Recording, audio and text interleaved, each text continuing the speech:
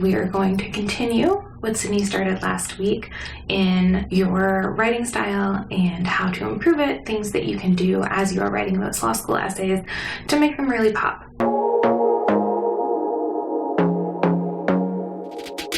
If you haven't seen me before, my name is Alice Foley. I am one of the associate law school consultants with Montgomery Admissions Consulting, and I come to consulting with almost a decade's worth of law school admissions experience. At this point in time, I have pretty much seen it all as far as law school applications go, so I am thrilled to be here to talk through some helpful tips, some strategies for making your writing style and your essays just a little bit better. Last week, we covered flow and word choice, and there was some great information there. I definitely recommend you go watch it if you haven't seen it already. The next thing that we're going to talk about today is some tips for making sure that you are using the proper voice as you're writing. So I'm sure you've all heard of active and passive voice, but there are some rules that you may have learned that may not actually apply, and we're going to talk through that a bit. We're going to talk a little bit about transitioning both between your sentences as you tell your stories and between your paragraphs as you write your entire essay.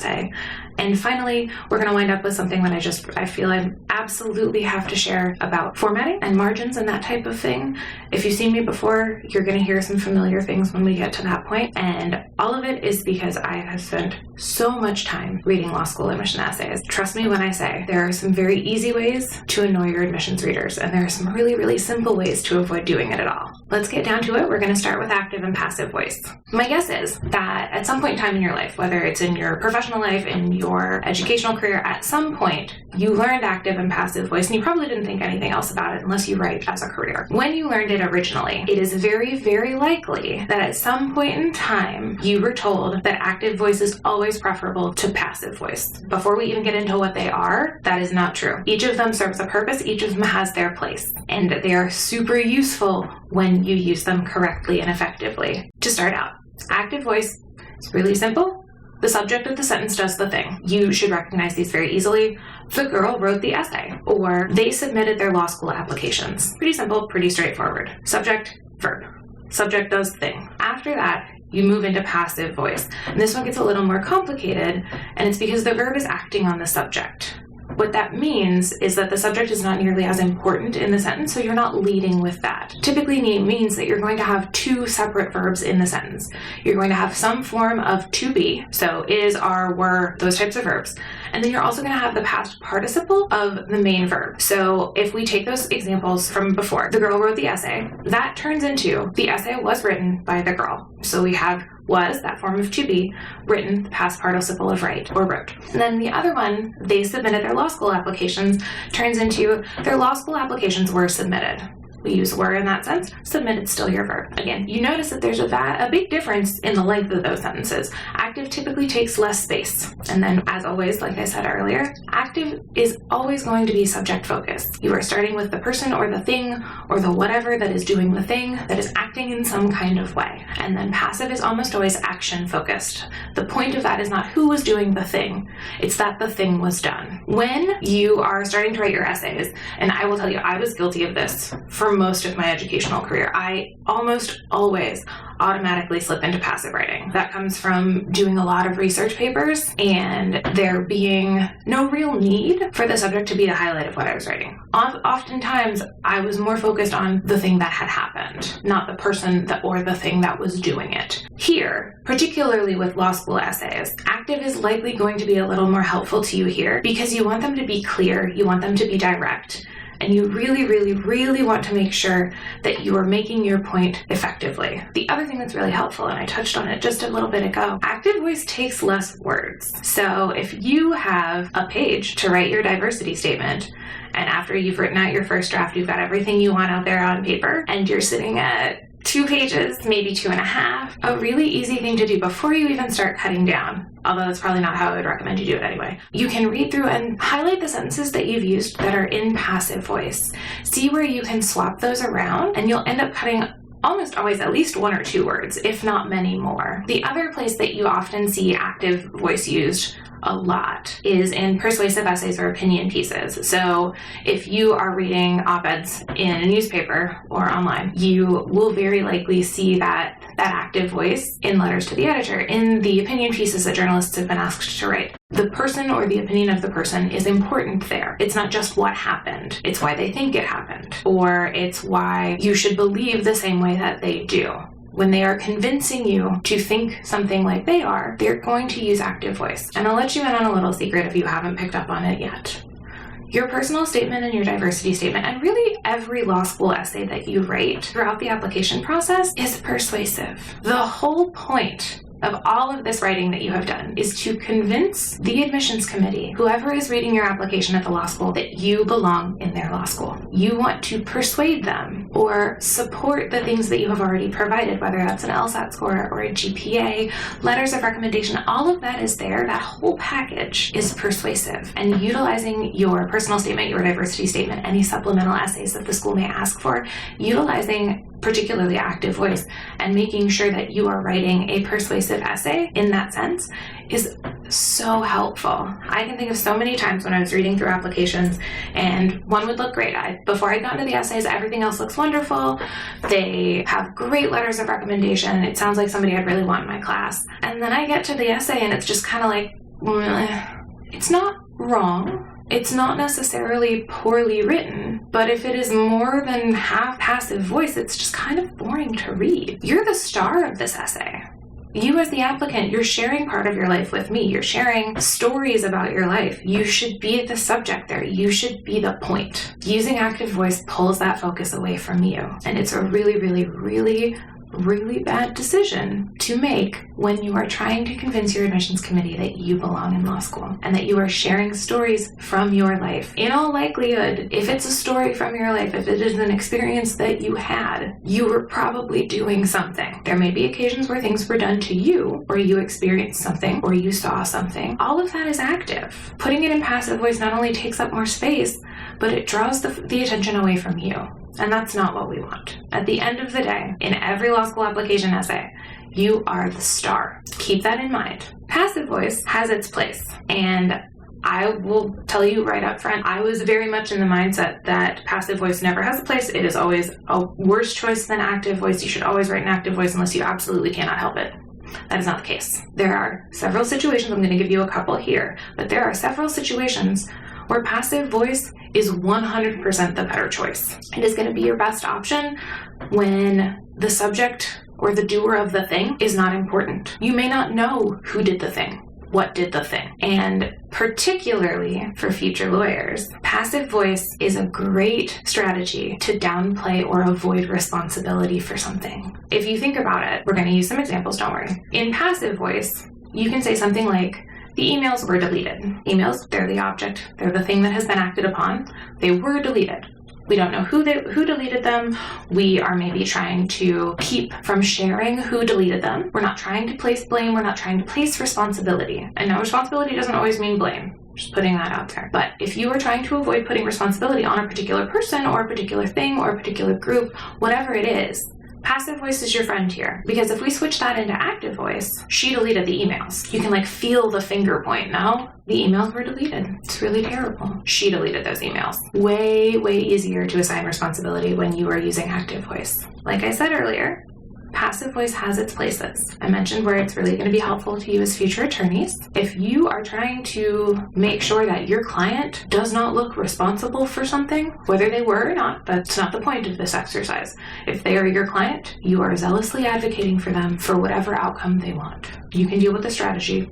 You'll learn all of that in law school. And if you are trying to avoid placing that responsibility on your client, passive voice is going to be your friend. You are absolutely going to want to use that instead of active voice. On the flip side, if the person that you're representing is trying to be compensated, wants a remedy, wants a solution, wants justice for whatever it is that has brought them to court in the first place, you absolutely, in every piece of writing that you do related to whatever the case is, whatever the trial is, whatever the suit is, you want to be using active voice and you want to be putting all of the responsibility for whatever the conflict is on the opposing party. The other place that this a lot of the time shows up, and again, I think this is why it's really easy for most people to slip into using passive voice rather than active in their writing is in academic and research papers. Most of the time, the thing that was done is the important piece. It's not necessarily who was doing the thing. So in scientific papers particularly, it's the process, it's the format, it's the solution, it's the result. It doesn't matter that the scientist was the one that put the rats in the maze. If you are trying to figure out what is going to make rats go through a maze faster, that they were in the maze and how they got there is not the point. That they were in it is the point. The rats were placed in the maze. That's all you need. Whatever, who was doing it, who put them there, it does not matter at all. The other place that this sometimes shows up is when you are listening or reading just straight classic news. Reporting when there is no opinion behind it typically comes through in passive voice because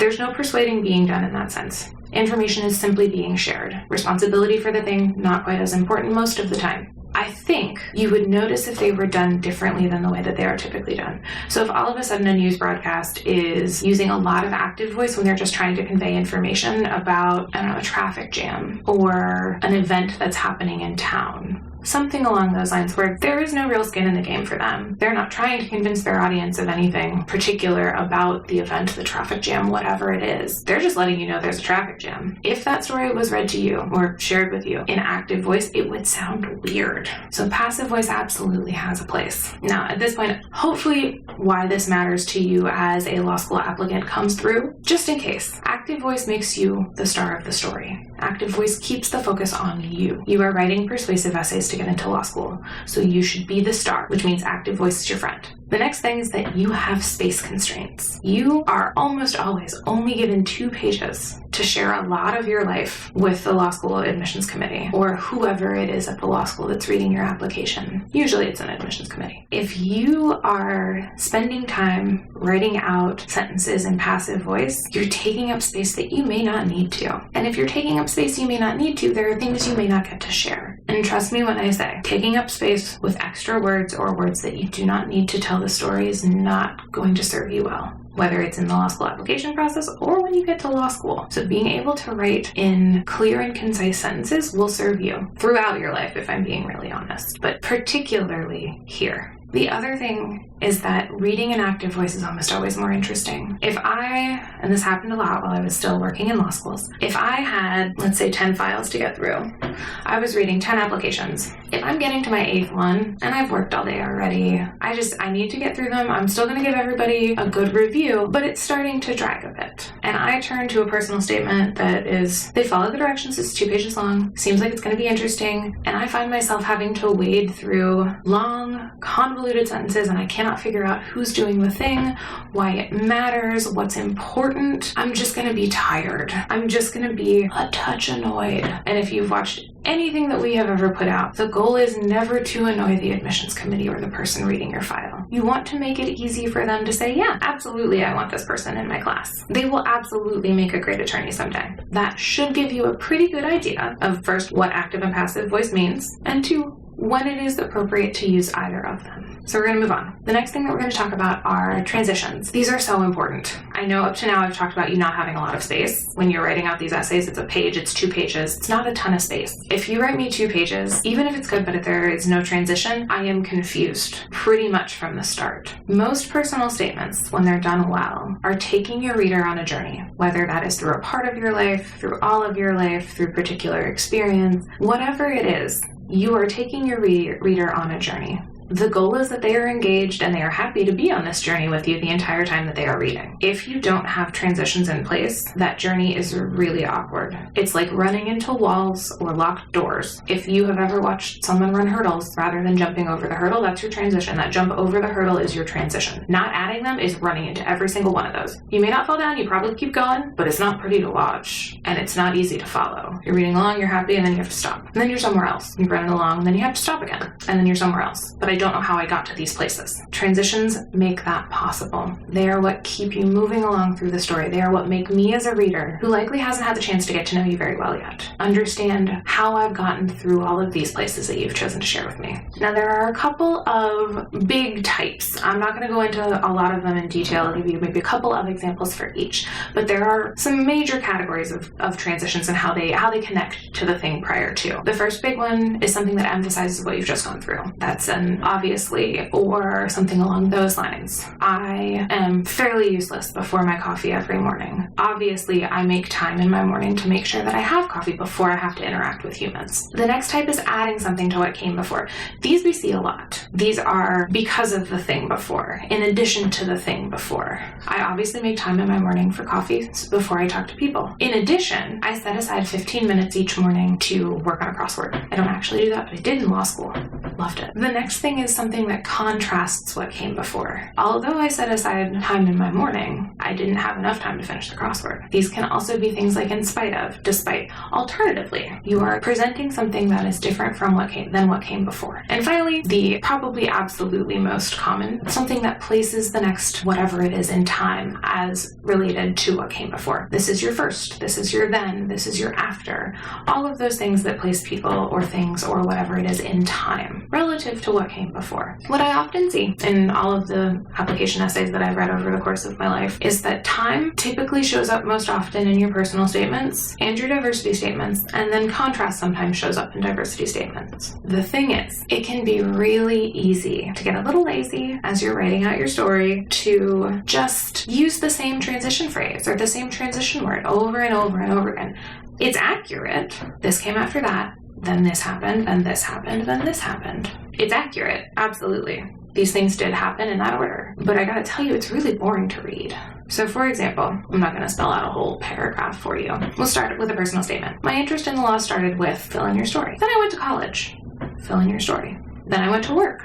Something happened at work. Then I realized that I needed to be an attorney. It's kind of boring. Each paragraph, each section of that started with then. Again, not inaccurate, but not particularly interesting to read. So instead, make it a point to vary the transition words, the transition phrases.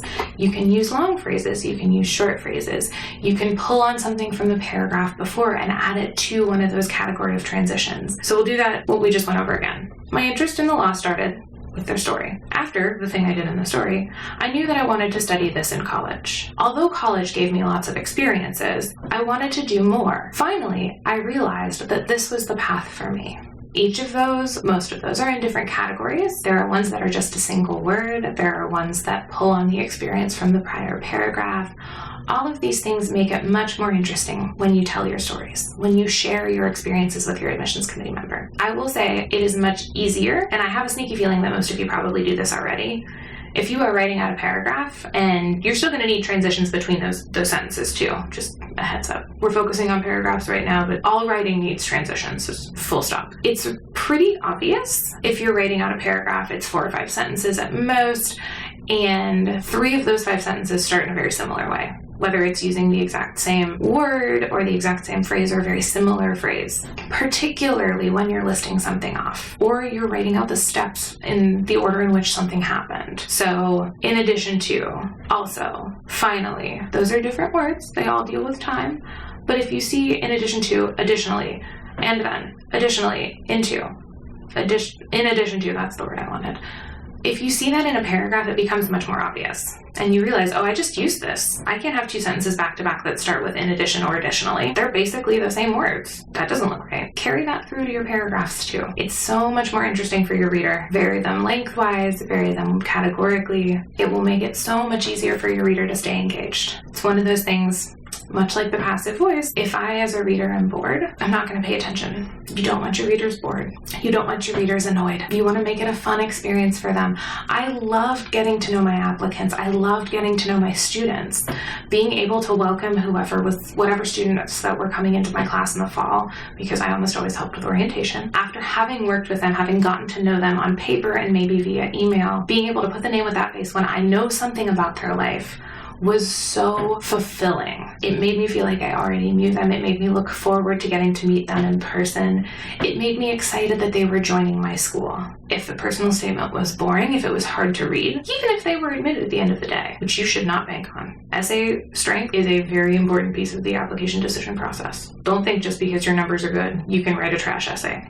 Now, I've got one last thing And like I said at the top, this isn't really writing style. I have talked about this on many occasions. I need you to follow the directions, because at the end of the day, your application is a test. It is a, does this person follow the directions test? It's a, does this person make good decisions when given some leeway? Because every law school is going to write things a little bit differently, particularly with regard to your essays. Some are going to give you a very, very specific set of instructions. I want 1-inch margins. I want Times New Roman. I want it to be 2 pages double-spaced. I want a heading. I want the heading to look like this. If they give you all of that, you don't have a lot of thinking to do. You just need to follow the directions. Some schools are not going to give you all of that, and this is where that judgment comes into play. Most of the time, you'll get a length. Whether it's a word count or a page count totally depends on the school, but at minimum, you will likely get a length requirement. What you do within that is kind of up to you. If a law school doesn't specifically say double-spaced, you may not have to. The judgment call here is to please continue to use double-spaced. It is particularly difficult when reading lots of things, when reading pages of essay, to read something that is single-spaced. It just is. That is why the different types of spacing exist. So we want to see if you used good judgment in that sense. The other thing that we want to see is if you have made some interesting choices with regard to the formatting in your essay. I say these things only because I have seen them. Your personal statement, your diversity statement, they are not the time to be creative with formatting. Standard things are fine. Most of the time, margins are standard 1-inch. Most of the time, a standard essay, 1 column. It is a very normal, read the words across the page, next line, just go down through that. This is not the time for you to make the interesting choice to format your essay like a press release or a newspaper article that's in columns. No, standard, regular old essay. Please don't be creative. The other thing is that when you are trying to emphasize a point in your essay, and I've seen it a lot in other pieces of writing and it makes total good sense there. With law school essays, it's probably not going to be your best decision because of the space premium that you have. But if you want to draw attention to a piece of dialogue or something very specific that happened that you want to emphasize this within the bounds of your essay, making it like a 1-sentence paragraph is not your best choice. I'm not going to say it's the wrong choice. You are choosing to utilize space in an interesting way. If you can still tell everything that you need to tell, if you can still share the whole of the story that you want to share and do that, cool. But if you find yourself having made this decision, putting dialogue like you sometimes see it in print, where it's somebody said a thing here, then the next line is 4 or 5 words of the thing that the next person said, and back and forth. You have eaten up a lot of space that you may not have needed to. Do not do this thing. Use your space wisely. The last thing in this sort of formatting, general things that, again, that I have seen through my career of reading these that make me a little crazy, is the margins of your essay. I touched on them a bit when we were talking about following the directions earlier. Some schools are not going to tell you what the margins are. Assume it's 1-inch. And here's why. Your essays are going to be read in conjunction with every other piece of your application. So all of those questions that you answer, that the schools ask you, your resume, your letters of recommendation, your law school report that LSAC puts together, all of that is coming to the law school in one big package, basically a giant PDF. Although I have seen what they look like in paper, and it is just a giant package. When you're reading through those, it becomes very obvious when someone has bumped margins out to give themselves more space. I understand the drive to do that. I get it. You have so much that you want to share. It's all good things. You don't know where to cut. These are the things that you really want to share with the admissions committee, and this is the only way that it's going to happen. And I get that sometimes given a directive for how wide the margins need to be. So why can't I make them a 1/2 inch instead of 1? Because not everyone will make that choice first, which means you have all of a sudden given yourself more space to write than everyone else. Pushing the bounds of the decisions or the directions that you've been given is not the way that I would recommend that you do it. It is super obvious. Again, the goal is not to annoy the people that are reading your application and making the decision. Things like that typically annoy admissions committee members. All the more if you have been given directions and do not follow them. I feel like I come back to this anytime that I'm doing one of these, whether it's one of our videos that goes up on the YouTube channel, whether it's a live, it almost always comes back to follow the directions. Please do that. If you take nothing else away from this or anything else I have ever put out for our company, follow the directions. Please. It's going to make your life easier throughout all of this process. All right, so we've covered a fair amount of things. We started with active and passive voice. Again, both have their place. You'll likely be using active voice more in this type of writing, but passive does have its place. You want to make sure that you're changing up those transitions as you move through your essay, whether it's within the paragraph or between them. Vary the length. Vary the way that they connect between paragraphs or sentences, whether it's something in addition to the thing before, whether it's contrasting the thing before, whether it's placing that moment in time. Vary those things so it is interesting to read. And finally, follow the directions. Don't play around with your formatting. Don't use creative and novel formatting options. This is not the place for you to do that. Legal education on the whole, you'll see in a lot of places we are small c. One of these. Small c conservative, which translate often to kind of boring when it comes to things like formats, like fonts. You've heard it before, I'm sure. Law school application resumes are particularly boring. No colors, no pictures, no pretty borders, none of that stuff. All of these things can help you build your application in a stronger way. It can help you write stronger essays. And at the end, you give something even better to your admissions committee members. Hopefully this has been helpful. If you want to work with us, all of that information can be found below the video, in our streams. All of that is there, and we can't wait to help. And hopefully make the law school application process just a little less stressful.